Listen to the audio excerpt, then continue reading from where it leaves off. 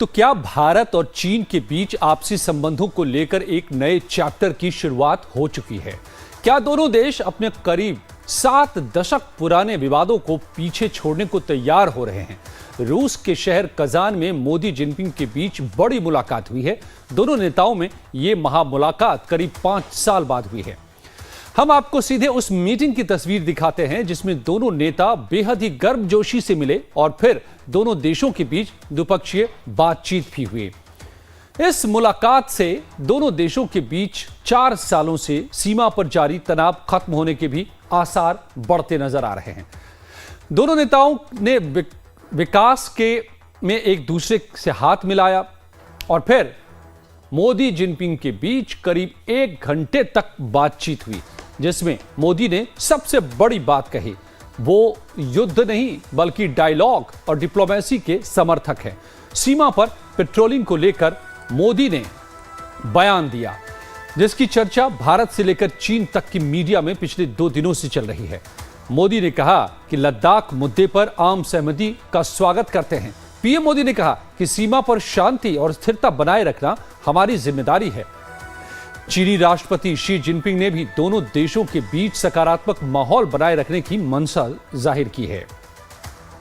बातचीत के बाद पीएम मोदी ने एक्स पर पोस्ट भी किया, जिसमें उन्होंने इस पर जोर दिया। आपसे मिलकर खुशी है और जैसा आपने कहा 5 साल के बाद हमारी फॉर्मल मीटिंग हो रही है। हमारा मानना है कि भारत और चीन के संबंधों का महत्व केवल हमारे लोगों के लिए ही नहीं, लेकिन वैश्विक शांति, स्थिरता और प्रगति के लिए भी हमारे संबंध बहुत अहम है।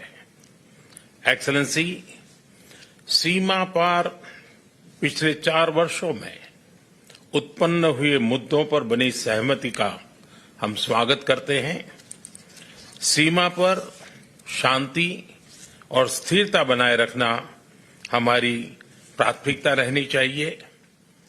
म्यूचुअल ट्रस्ट, म्यूचुअल रिस्पेक्ट और म्यूचुअल सेंसिटिविटी हमारे संबंधों का आधार बने रहना चाहिए। तो इस बातचीत के बाद पीएम मोदी ने एक्स पर पोस्ट भी किया, जिसमें उन्होंने इस बात पर जोर दिया कि भारत चीन के बीच बेहतर संबंध न सिर्फ दोनों देशों के लोगों के लिए अहम है, बल्कि ये क्षेत्रीय और वैश्विक स्तर पर शांति और स्थिरता के लिए भी जरूरी है। इसमें सीमा पर तनाव खत्म करना, शांति इससे लौटेगी। ये भी कहा 2020 से पहले की स्थिति बहाल होगी, जो दोनों देशों के बीच ताल्लुकात बेहतर होते हैं तो दूसरे तमाम विवाद पर भी बातचीत का रास्ता खुलेगा। एलएसी पर पेट्रोलिंग की शुरुआत होगी। दोनों देशों में आर्थिक गतिविधियां बढ़ेंगी, जो दोनों देशों में अब एक दूसरे की तरफ बढ़ते कदम दिखाई दे रहे हैं। इसके क्या क्या असर होंगे? भारत बार बार कहता रहा है कि वो शांति और लोकतंत्र का समर्थक है, वो युद्ध नहीं चाहता। आज चीन को भी ये बात समझ में आ गई कि भारत से दोस्ती में ही उसका भी हित है। भारत जैसी ताकत से लड़ने में नुकसान चीन का भी पक्का है। इसीलिए सवाल है कि आखिर चीन को भारत के सामने क्यों झुकना पड़ा? दरअसल भारत डरा नहीं, चीन के सामने डटा रहा। चीन की कमजोर होती अर्थव्यवस्था भी इसकी एक वजह हो सकती है। भारत जैसे बड़े कारोबारी साझेदार को चीन खो नहीं सकता। ताइवान नीति पर दुनिया में चीन अलग थलग पड़ा है।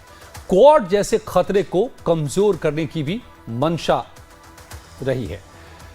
तो ये वो वजह है जिसकी वजह से चीन कहीं न कहीं अब अपनी जो अब तक की नीतियां रही है उस पर वो यू टर्न लेता नजर आ रहा है। भारत से संबंध बेहतर करने की तरफ बढ़ता नजर आ रहा है।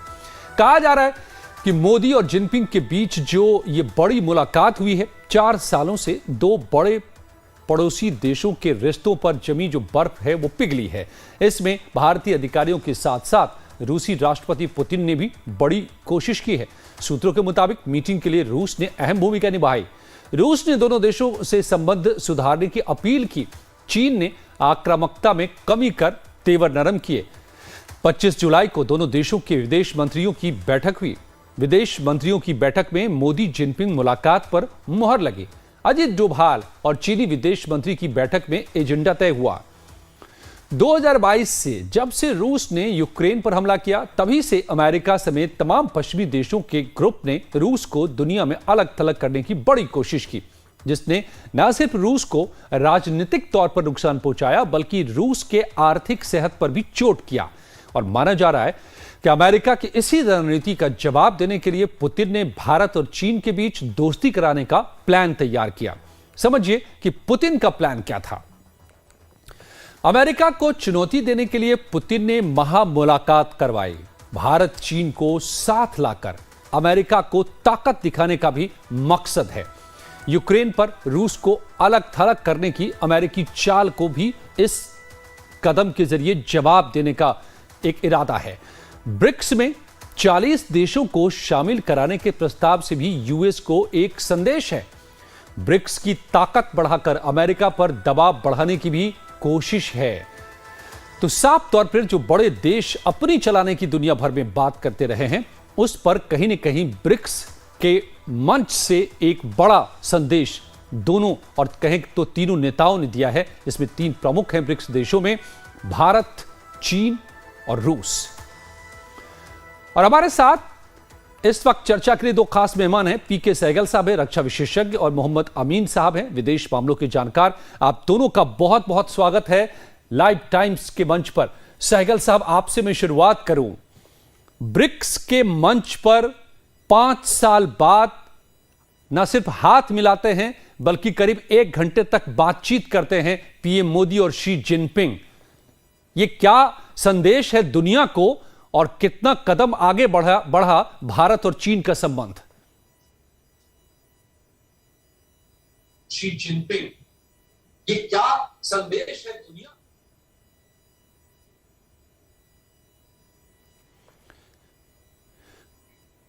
जी, आपकी आवाज आ रही है सहगल साहब, अगर आप बोल पाए तो। आपकी आवाज आ रही है हमें।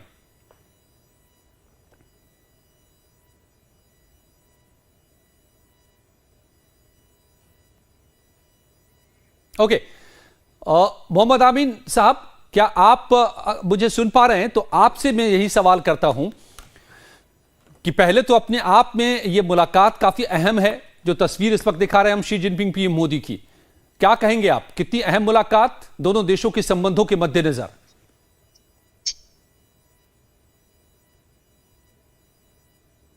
मोहम्मद आमीन साहब।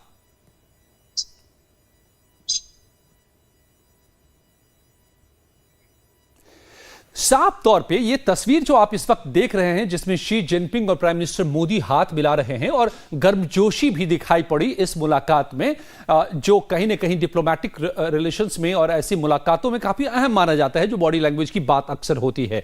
लेकिन इसके संदर्भ को समझिए जो अपने आप में काफी अहम है। जब से 2020 के बाद 2020 में जो डोकलाम में हुआ, उसके बाद जो गलवान में हुआ था और फिर डोकलाम में हुआ, दोनों देशों के बीच में तल्खी बढ़ती गई थी। एलएसी का पर जो बॉर्डर डिस्प्यूट रहा है वो बहुत पुराना है, करीब करीब 7 दशक पुराना है। वो 50 से चला आ रहा था, जिसकी वजह से 62 भी हुआ था। चीन ने आक्रमण भी भारत पर किया था और संबंधों में तब से बहुत बेहतरी आई नहीं। तमाम बातों के बावजूद भारत चीनी भाई भाई के नारे भी किसी दौर में लगे थे नेहरू के जमाने में, लेकिन वो दौर पीछे छूट गया था। मगर अब क्या विश्व की जो व्यवस्था बदल रही है, वर्ल्ड ऑर्डर चेंज हो रहा है। अब वो जो कहीं न कहीं कोल्ड वॉर का एरा पीछे छूट चुका है, बहुध्रुवीय दुनिया रही है, लेकिन अमेरिका का वर्चस्व रहा है। और इस सब के बीच में नाटो और रूस के टकराव के बीच में ब्रिक्स के मंच पर यह मुलाकात होती है, तो इसके क्या क्या मायने हैं और दोनों देशों के संबंधों में क्या बेहतरी हो रही है। सहगल साहब, अब अगर आप बता सके हमें पहले, तो सबसे पहला सवाल तो मेरा कि दोनों नेताओं की ये मुलाकात के क्या मायने हैं दोनों देशों के रिश्ते के लिहाज से? देखो, दोनों देशों के ये नेताओं के जो मीटिंग है, इसके बड़े जबरदस्त मायने हैं। यूरोप और अमेरिका इसको बड़ी क्लोजली वॉच कर रहे थे। ये साफ तौर पर दर्शाता है कि रशिया का बड़ा हाथ रोल रहा है इस मुलाकात कराने के लिए। और अगर हिंदुस्तान और चाइना के रिलेशन इंप्रूव हो जाते हैं तो वास्तव में 36% वर्ल्ड की पॉपुलेशन को जाहिर करते हैं, second and the fourth largest arm forces है, सेकंड एंड थर्ड लार्जेस्ट, 2030 में इंडिया थर्ड लार्जेस्ट इकोनॉमी बन जाएगी। ये लार्जेस्ट इकोनॉमीज को करते हैं और दोनों के दोनों जो है इमर्जिंग सुपर पावर्स है। और इससे इनका इकट्ठा हो जाना जो है, वास्तव में जो अमेरिकन डोमिनेशन है और वेस्टर्न डोमिनेशन है वर्ल्ड बॉडीज की, उसमें काफी ज्यादा कमजोरी आएगी। हिंदुस्तान साफ तौर पर कह रहा है कि हम ब्रिक्स के माध्यम से यूनाइटेड नेशंस के जो इंस्टीट्यूशन है उनको रिप्लेस नहीं करना चाहते, लेकिन उनमें बहुत बड़ा सुधार करना चाहते हैं। वर्ल्ड बैंक में सुधार करना चाहते हैं, IMF में सुधार करना चाहते हैं और UN सिक्योरिटी काउंसिल में सुधार करना चाहते हैं, और बाकी भी जितने भी संस्थाएं हैं वर्ल्ड बैंक की, उनमें बहुत बड़े पैमाने पर सुधार करना चाहते हैं। यानी दूसरे लफ्जों में जो वेस्टर्न डोमिनेशन है, वो वेस्टर्न डोमिनेशन को बहुत बड़ी चुनौती मिलेगी। और रशिया की बड़ी कोशिश की जा रही है ये दर्शाने के लिए, अगर किसी प्रकार से रशिया, इंडिया और चाइना में दोस्ताना रिश्ते हो जाएं, तो वास्तव में जैसे प्राइम मिनिस्टर मोदी ने कहा, ये इसका असर जो है हिंदुस्तान और चीन के अलावा पूरी दुनिया में उनकी स्टेबिलिटी के लिए, उनकी पीस के लिए, उनके प्रोग्रेस के लिए बहुत ही अहम है, और वास्तव में बहुत अहम है। जो ये LAC की पेट्रोलिंग का समझौता हुआ है, मेरे मुताबिक वास्तव में चीन इसको किस प्रकार से इम्प्लीमेंट करता है हमको देखना पड़ेगा, क्योंकि जो डिसएंगेजमेंट है वो केवल 4 जगह से हुई है, गोंगसो से, गोगरा से, गलवान से और हॉट स्प्रिंग से। जहां तक दीपसांग का ताल्लुक है और दमचौक का ताल्लुक है, उस पर काफी स्ट्रेटेजिक एडवांटेज है चीन को। चीन वहां से पीछे हटता है या नहीं, डिसएंगेज होता है या नहीं, पता है, ये तो समय बताएगा। लेकिन मैंने जैसे कि कहा, चीन को बड़े स्ट्रेटेजिक एडवांटेजेस है, खास करके दीपसांग के। वो जो हमने चुशूल से दारबुक तक रोड बनाई है, जो हमारे लिए स्ट्रेटेजिकली वेरी वाइटल है, वेरी इंपॉर्टेंट है जी, उसके ऊपर कंप्लीट डोमिनेट करता है। फिर हमने जो दौलत बेग ओल्दी पे एयरफील्ड बनाया है जी, लड़ाई के समय में, वो एयरफील्ड शो विंडो में है, उसके ऊपर किसी प्रकार के हवाई जहाज को लैंड नहीं करने देगा। यानी दूसरे लफ्जों में हमारी जो बिल्डअप है, हमारा लॉजिस्टिक सपोर्ट सिस्टम है, उसको डोमिनेट करेगा। तो हमारी कोशिश होगी कि बड़े पैमाने पर वास्तव में चीन इन जगह से हट जाए, और अगर चीन इनसे हट जाता है, 100% डिसएंगेजमेंट हो जाती है, तो फिर नेक्स्ट स्टेप होगा डी एस्केलेशन और डी इंडक्शन। इसके लिए चीन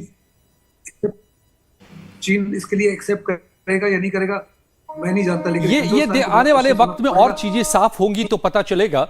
जी दुग्गल साहब, मैं जोड़ लेता हूं विदेश मामलों की जानकार मोहम्मद अमीन साहब भी मेरे साथ हैं। अमीन साहब, उम्मीदें जो बात कह रहे हैं सहगल साहब, उम्मीदें बेहतर होने के दोनों देशों के संबंधों के इसलिए भी बढ़ जाते हैं क्या, क्योंकि जिस तरीके से रूस इस वक्त खुद यूक्रेन में उलझा हुआ है 2 साल से ज्यादा वक्त से, और अगर पुतिन इस सब के पीछे हैं जैसा सहगल साहब का अंदाजा है, तो प्राइम मिनिस्टर मोदी वो शख्स हैं जो पुतिन को गले लगाते हैं तो जेलेंस्की को भी जाके गले लगाते हैं। अगर वो रूस के साथ बेहतर संबंध है तो नाटो ब्लॉक में भी और US तक में वो जाकर के संदेश देते हैं कि शांति बहाल होनी चाहिए, युद्ध रुकना चाहिए। ऐसे में पुतिन इंस्ट्रूमेंटल हो सकते हैं यहां भारत और चीन के संबंधों को बेहतर बनाने के लिए, और ये और आगे बढ़ सकती है कवायद। देखिए, जहां तक सवाल है हमारे इंडिया का, चाइना ये समझ चुका है कि हमारा देश 62 और 65 वाला नहीं है, ये मोदी का इंडिया है। और मोदी जो है 2024 के मोदी इंडिया को देख रहे हैं आप लोग। ये पहले वाली बातें नहीं रही कि जब हम किसी से दब के बात करते थे, हम उन पे विश्वास करते थे और हम उनकी वेस्टर्न पॉलिसी को अपने पर अडॉप्ट करते थे।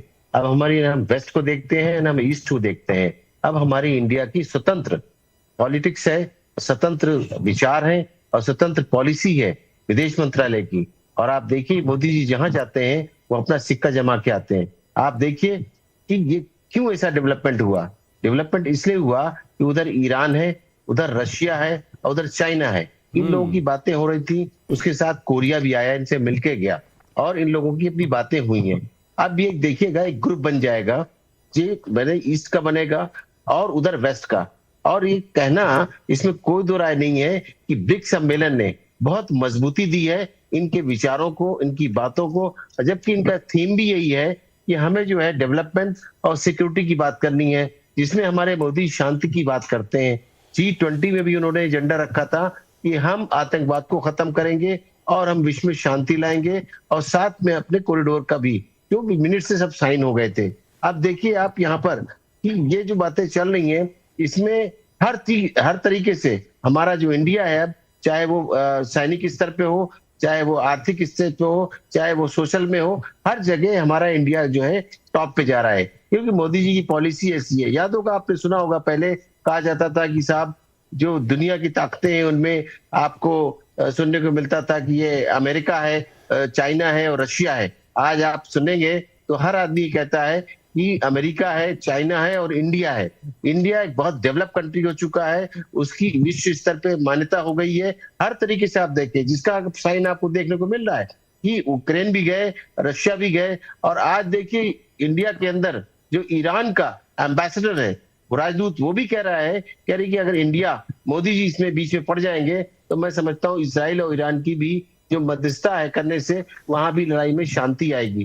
कितनी बड़ी उपलब्धि है भारत के साथ में और हमारे इंडिया के प्राइम मिनिस्टर को, कि जिन्होंने अपनी इस साख को बनाया है पूरी दुनिया में और सिक्का जमाया है। आज उसी का नतीजा है कि चाइना के जो प्रेसिडेंट है जिनपिंग, वो भी साथ में आ गए हैं और उन्होंने देख लिया कि लड़ाई से कोई फायदा नहीं है, हमारा पड़ोसी है, जिसमें बहुत बड़ा रोल अभी जो आप कह रहे थे उसमें हमारे रशिया के पुतिन साहब का भी है, जिन्होंने इनको बताया इस बात को। और इस ब्रिक्स में ईरान भी शामिल हुआ है, उसका भी रोल है। कल हमारे प्राइम मिनिस्टर ईरान के प्रेसिडेंट से भी मिले थे, उससे पहले रशियन प्रेसिडेंट से मिले। ये सारी बातें जो है दर्शाती हैं और चाइना को भी कि नहीं, इंडिया के साथ पड़ोसी मुल्क है, उसके साथ मिला के रखनी है, बात करनी है। और अगर नहीं रखेगा तो उधर ताइवान, उधर उसका ताइवान और यूएस की बात चल रही है, उसमें फिर ये इनकी दिक्कत आएगी, खटास पड़ेगी और इस बड़े देश को हम खो देंगे। इस पे अभी उनको भी जरूरत है, उनका भी जो आर्थिक स्थिति है थोड़ा वीक हुई है, इतनी नहीं लेकिन हाँ वीक हुई है, उनको भी हमसे रिश्ते रखने हैं, चाहे वो अर्थव्यवस्था में हो, व्यापार में हो और सीमाओं की बात हो। जी साफ तौर पे तो जो आप कह रहे हैं कि भारत की बढ़ती हस्ती और विश्व क्रम में जो इंडिया की पोजीशनिंग इस वक्त में है, वो कहीं न कहीं ऐसे हालात पैदा कर रहा है कि चीन भी अब इसको महसूस कर रहा है कि भारत के साथ संबंध बेहतर करना बेहतर है। लेकिन सहगल साहब, सवाल यह है कि ये हो कैसे पाएगा? 7 दशक से ज्यादा पुराना हमारा बॉर्डर का विवाद है, दुनिया का सबसे बड़ा ये विवादास्पद बॉर्डर है हमारा इंडिया और चाइना के बीच में। दोनों सुपर पावर बनने की होड़ में हैं, इकोनॉमिक लेवल पे भले ही डीप टाइज हो लेकिन कॉम्पिटिटर्स भी हैं। तो ये प्रैक्टिकली पॉसिबल कैसा होगा कि दोनों अच्छे दोस्त हो जाएं, फिर से एक बार हिंदू चीनी भाई भाई हो जाएंगे? मुझे नहीं लगता कि दोनों अच्छे दोस्त बन सकते हैं, बिकॉज चाइना की जो पॉलिसीज है, एक्सपेंशनिस्ट पॉलिसीज है, उनमें किसी प्रकार का कोई बदलाव नहीं आने वाला। और अगर बदलाव भी आता है तो it will not come during your and my life time, क्योंकि चाइना में सरकारें बदली हो जाए लेकिन उनके इरादे बदली नहीं होते। चाइना कहता है कि गवर्नमेंट्स में कम एंड गवर्नमेंट्स में गो, बट हमारे जो इरादे हैं वो कायम रहेंगे। अगर आपको याद होगा 1954 में, उस समय मौत से तुम चाइना के हेड होते थे, उन्होंने एक इंटरनेशनल प्रेस कॉन्फ्रेंस में अपनी हथेली दिखाई थी। उन्होंने कहा ये हथेली जो है तिब्बत को जाहिर करती है, और ये 5 उंगलियां हैं, ये अरुणाचल, सिक्किम, भूटान, नेपाल और लद्दाख को जाहिर करती है। उन्होंने कहा कि हमको चाहे 1000 साल लग जाए, ये पांचों के पांचों जो है चाइना का हिस्सा बना के रहेंगे। और चाइना की उसमें तब्दीली, सोच में कोई भी चेंज नहीं आया। जहां तक हिंदुस्तान का ताल्लुक है, 1962 से लेकर अभी तक चाइना ने सिवाय सेंट्रल सेक्टर के कुछ हिस्से के अभी तक नक्शे भी नहीं हमको दिए। उन्होंने ये भी नहीं अभी तक हमको बताया कि उनके मुताबिक लाइन ऑफ एक्चुअल कंट्रोल है कहां पर। वो तो आए दिन लाइन ऑफ एक्चुअल कंट्रोल को चेंज करने की कोशिश करता है। 65 के टाइम पे उन्होंने चेंज किया, 71 के समय उसने कुछ और जमीन के ऊपर कब्जा किया, फिर कोविड के समय ये जो 2020 में फिर under the guys of exercise उसने 6 इलाकों में इंक्लूजन किया। अनफॉर्चुनेटली हमारे प्रधानमंत्री ने लोकसभा में कह दिया कि not an inch of land was lost. तो चीन को एक किस्म से बहुत बड़ा हैंडल मिल गया। उसने साफ तौर पे कहा कि आपके प्राइम मिनिस्टर कह रहे हैं not an inch of land is lost, तो हम वापस कहाँ जाएं? लेकिन हमने इंसिस्ट किया कि अगर आप पीसफुल रिलेशन चाहते हैं कि हिंदुस्तान के और चाइना के रिलेशन अच्छे बने, उनमें कुछ प्रकार का सुधार हो, तो please go back to the 2020 positions. और 2020 पोजीशन में 4 जगह पर पीछे हुए हैं, लेकिन जहां हर जगह में, चाहे वो पेगोंगसो हो, हम फिंगर 2 तक पेट्रोलिंग करते थे। फिंगर 2 to 4 के बीच में बफर जोन है, बफर जोन हमारी टेरिटरी में बना है। हॉट स्प्रिंग में बफर जोन हमारी टेरिटरी पे है, गलवान में बफर जोन हमारी टेरिटरी में बना है, हॉट स्प्रिंग में बफर जोन हमारी टेरिटरी, गोगरा हाइट में, सब जगह। जहां तक दीपसांग का ताल्लुक है और ये क्या कहते हैं दमचौक का ताल्लुक है, वहां पे डिसएंगेजमेंट अभी नहीं हुई। Unfortunately once again I have a huge respect for our external affair minister. उन्होंने कह दिया ये जो पेट्रोलिंग को रिस्टोर किया जा रहा है 2020 तक, इससे हमारी डिसएंगेजमेंट कंप्लीट हो गई है। मेरे मुताबिक डिसएंगेजमेंट इन दो इलाकों में, दमचौक और दीपसंग में, तो भी स्टार्ट ही नहीं हुई। और वास्तव में क्या चीन इनमें से पीछे हटेगा या नहीं, समय बताएगा। क्योंकि जहां तक दीपसंग का ताल्लुक है, उसको बड़े स्ट्रेटेजिक एडवांटेज है। इसी जगह पर दमचौक के माध्यम से हम वो जो उसने सड़क बनाई थी तिब्बत और सिंकियांग के बीच में, उसको कट कर सकते हैं। हम सीपेक को डोमिनेट कर सकते हैं, काराकोरम हाईवे को कट कर सकते हैं, एंड वी कैन प्रिवेंट कि चाइना और पाकिस्तान का इकट्ठा मिलना नॉर्थ ऑफ सियाचिन, ये सारी चीजों को हम प्रिवेंट कर सकते हैं। तो ये चाइना स्ट्रेटेजिक एडवांटेजेस क्या आसानी से खो देगा? I have my doubts. Absolutely. लेकिन समय बताएगा कि क्या होता है। जहां तक हमारा ताल्लुक है जी, हमको बड़ा सावधानी बरतनी है। किसी प्रकार से हमको चीन को ट्रस्ट नहीं करना। पुरानी भी बॉर्डर एग्रीमेंट चीन के साथ हो चुकी है, लेकिन चीन समय समय पर उनका उल्लंघन करता रहा है to suit his own convenience. हमारे प्रधानमंत्री ने जो 3 चीजें कही हैं कि आपको म्यूचुअल ट्रस्ट, म्यूचुअल रिस्पेक्ट और म्यूचुअल सेंसिटिविटी, चीन हमारी सेंसिटिविटी को हमेशा ही नजरअंदाज करता रहा है। चाहे आप सीपेक देखो, हिंदुस्तान की टेरिटरी के बीच में से बनाया जो पाकिस्तान ऑक्यूपाइड कश्मीर है, फिर वो सक्षम वैली जो है, जो चाइना उसने जमीन हैंडओवर की थी पाकिस्तान ने, उसके बाद में जिस माफी को हमारे को घेराबंदी कर रहा है समुद्र के मार्ग से, लैंड के माध्यम से, वो साफ तौर पे चीन की मंशा को दर्शाता है। चीन जो है किसी प्रकार से हिंदुस्तान को एक उभरती शक्ति के रूप में नहीं देखना चाहता। हिंदुस्तान इस समय सबसे ज्यादा इन्फ्लुएंशियल देश बन के उभर रहा है। हिंदुस्तान जो है वास्तव में विश्व गुरु और अभी ब्रिक्स के माध्यम से एक शांति दूत के रूप में भी उभरा है। जब कोविड हुआ, हिंदुस्तान ने अपने लोगों को 2 वैक्सीन लगाई, 100 नेशंस को हमने फ्री वैक्सीन सप्लाई किया। फिर जब यूक्रेन और रशिया का लड़ाई हुई तो 84 कंट्रीज जो ग्लोबल साउथ में है, उनमें भुखमरी छा गई। 84 कंट्रीज को हिंदुस्तान ने राशन सप्लाई किया। तो यानी दूसरे लफ्जों में हिंदुस्तान जो है साफ तौर पे जो G20 में हमने कहा था world is one family, one people etcetera, Hindustan बड़े पैमाने पर उसका उसमें विश्वास है। और हिंदुस्तान के प्रधानमंत्री भी जो है जी, वो दुनिया में सबसे इन्फ्लुएंशियल लीडर के रूप में आ रहे हैं। जी। और सारी दुनिया, चाहे बड़ी ताकत हो जाए, तो हिंदुस्तान को वो करने की कोशिश कर रही है।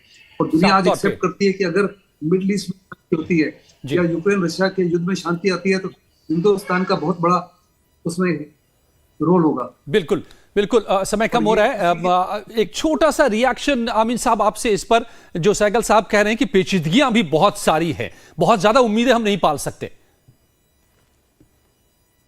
देखिए, मैंने पहले ही कहा कि बहुत समय परिवर्तन हो चुका है और अब चाइना के सामने भी मजबूरियां हैं यूएस की। जी, अभी देखा है आपने, ईरान भी आगे बढ़ के बात कर रहा था, लेकिन जब उधर से उसको सपोर्ट मिला है इजराइल को, यूएस का, तो फर्क पड़ा है। आज तक 2.5 साल हो रहे हैं, आपको पता होना चाहिए सहगल साहब, में मालूम इस बात को, कि 2.5 साल हो रहे हैं यूक्रेन और रशिया की बात रुकी नहीं है। जबकि रशिया अपने आप में एक ताकत कहलाता है और बड़ा देश है यूक्रेन के आगे, और उसको सपोर्ट करने वाला भी चाइना भी है और ईरान भी है। बात वो नहीं है, बात ये है कि समय समय की बात है सहगल साहब। कोई समय हुआ करता था जब हम हिंदुस्तान को नहीं गिनते थे लोग, है, और हम किसी पे डिपेंड रहते थे। आज हिंदुस्तान पूरी दुनिया में छाया हुआ है, किसी पे डिपेंड नहीं है। उसकी अपनी पॉलिसी है, अपनी उसकी डिप्लोमेसी है, अपना उसका तरीका है। क्या आप इस बात के गवाह नहीं है कि ईरान और रशिया को उन्होंने सैंक्शन लगाई, तो क्या हमारे देश ने क्या उनका साथ दिया? हमारे देश ने उससे व्यापार भी सीधा रखा, हथियार सौदे भी लिए और पूरा सपोर्ट भी दिया। अब तो ये सब क्या दर्शाता है? ये दर्शाता है कि हमारी जो फॉरेन पॉलिसी है उसमें हम लोग दबने वाले नहीं है, और उसी का नतीजा है कि देखिए मीटिंग्स हो रही हैं। जबकि ये 14 में आए और हमारे मोदी जी 15 में गए, उसके बाद 20 में भी आए और 17 में ब्रिक्स हुई, लेकिन क्या हुआ? लेकिन अब पहले की मीटिंग्स तो ये काफी अहम है, जो अभी और एक होने वाली है। बिल्कुल आमिर साहब, जो आप कह रहे हैं वाला है, इस डिक्लेरेशन से मैं आपको बता रहा हूं कि कुछ न कुछ निर्णय होंगे और कजाक डिक्लेरेशन इंडिया को बहुत कुछ देगा। तो जो पेचीदगियां हैं जो सहगल साहब कह रहे हैं और जो वो उम्मीदें हैं जो आप आमीन साहब कह रहे हैं, इसी के बीच से रास्ता निकालने की तमाम कोशिशें जारी है और इस वक्त कुछ न कुछ बेहतर पॉजिटिव रिजल्ट्स आते दिख रहे हैं। देखना होगा दिलचस्प कि ये आखिर कहां तक, कितनी